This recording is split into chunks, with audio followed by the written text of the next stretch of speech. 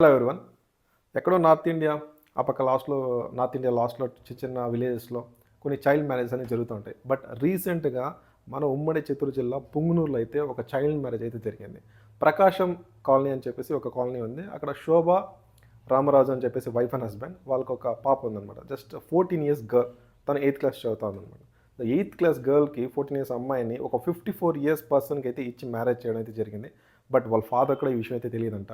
వాళ్ళ మదరే చాలా ఫోర్స్ చేసి మ్యారేజ్ చేసిందని చెప్పేసి తెలియడం జరిగింది. అండ్ తను ఒక 50,000 తీసుకున్నారని చెప్పేసి కూడా ఒక అలిగేషన్ అయితే ఉంది. అతను వచ్చేసి చూసుకున్నారంటే మధ్యలో రెడ్డప్ప అని చెప్పేసి ఒక వ్యక్తి కర్ణాటకకు సంబంధించిన ఒక 54 ఇయర్స్ రాజశేఖర్ అనే వ్యక్తితో ఈ అమ్మాయినిచ్చి పెళ్లి చేయడం జరిగిందనమాట.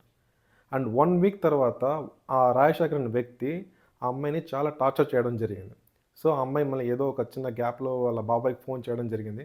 దాని తర్వాత వాళ్ళ బాబాయ్ వచ్చి ఆ అమ్మాయిని కాపాడడం జరిగిందనమాట. అండ్ పోలీసులైతే వాళ్ళనైతే అదుపులో తీసుకోవడం అయితే జరిగింది.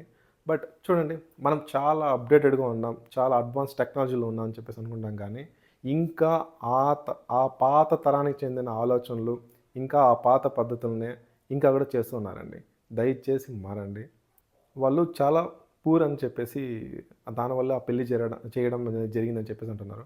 బట్ ఎంత పూర్‌గా ఉన్నా మనకి గవర్నమెంట్ స్కూల్స్ ఉన్నాయి, గవర్నమెంట్ కాలేజెస్ ఉన్నాయి, గవర్నమెంట్ హాస్టల్స్ ఉన్నాయి. మంచి ఫెసిలిటీస్ అయితే ఉన్నాయి. సో, మంచిగా ఎడ్యుకేషన్ ఇవ్వండి. ఆటోమేటిక్‌గా వాళ్ళే మంచిగా ఫ్యూచర్ అయితే వాళ్ళే మంచి డెవలప్ చేసుకుంటారు. So, think positive, be broad mind.